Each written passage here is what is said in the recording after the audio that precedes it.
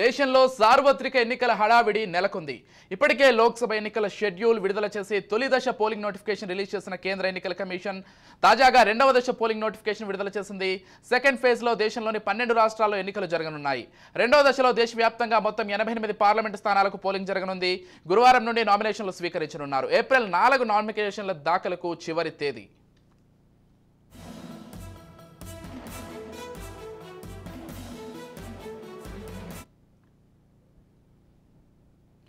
జమ్మూ కాశ్మీర్ మినహా మిగిలిన 11 రాష్ట్రాల్లో ఏప్రిల్ 5న నామినేషన్ను పరిశీలించనున్నారు. జమ్మూ కాశ్మీర్లో ఏప్రిల్ 6వ తేదీన నామినేషన్లను పరిశీలించనున్నారు. ఏప్రిల్ 26న రెండో దశ లోక్సభ ఎన్నికల పోలింగ్ జరగనుంది. కాగా మార్చి 16న కేంద్ర ఎన్నికల కమిషన్ సార్వత్రిక ఎన్నికల షెడ్యూల్ విడుదల చేసిన విషయం తెలిసిందే. ఈసారి లోక్సభ ఎన్నికల పోలింగ్ మొత్తం 7 దశల్లో జరగనుంది. 2 తెలుగు రాష్ట్రాలైన ఏపీ, తెలంగాణలో మే 13న 4వ దశలో పార్లమెంటు ఎన్నికలు జరగనున్నాయి.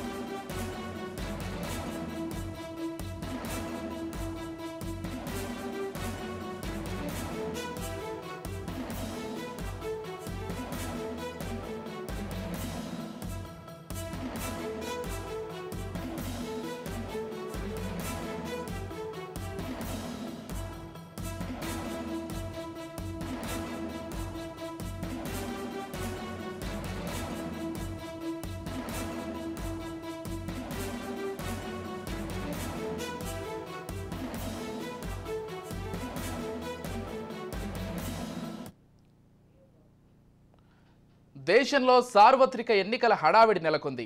ఇప్పటికే లోక్సభ ఎన్నికల షెడ్యూల్ విడుదల చేసి తొలి దశ పోలింగ్ నోటిఫికేషన్ రిలీజ్ చేసిన కేంద్ర ఎన్నికల కమిషన్ తాజాగా రెండవ దశ పోలింగ్ నోటిఫికేషన్ విడుదల చేసింది. సెకండ్ ఫేజ్లో దేశంలోని 12 రాష్ట్రాల్లో ఎన్నికలు జరగనున్నాయి. రెండో దశలో దేశవ్యాప్తంగా మొత్తం 88 పార్లమెంటు స్థానాలకు పోలింగ్ జరగనుంది. గురువారం నుండి నామినేషన్లు స్వీకరించనున్నారు. ఏప్రిల్ 4న నామినేషన్ల దాఖలకు చివరి తేదీ.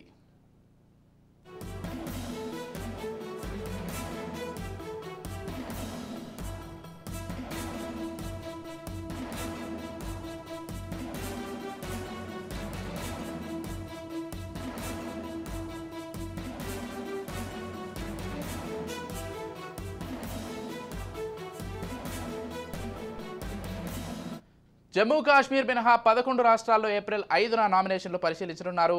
జమ్మూ కాశ్మీర్లో ఏప్రిల్ 6వ తేదీన నామినేషన్లను పరిశీలించనున్నారు. ఏప్రిల్ 26న రెండో దశ లోక్సభ ఎన్నికల పోలింగ్ జరగనుంది. కాగా మార్చి 16న కేంద్ర ఎన్నికల కమిషన్ సార్వత్రిక ఎన్నికల షెడ్యూల్ విడుదల చేసిన విషయం తెలిసిందే. ఈసారి లోక్సభ ఎన్నికల పోలింగ్ మొత్తం 7 దశల్లో జరగనుంది. 2 తెలుగు రాష్ట్రాలైన ఏపీ, తెలంగాణలో మే 13న 4వ దశలో పార్లమెంటు ఎన్నికలు జరగనున్నాయి.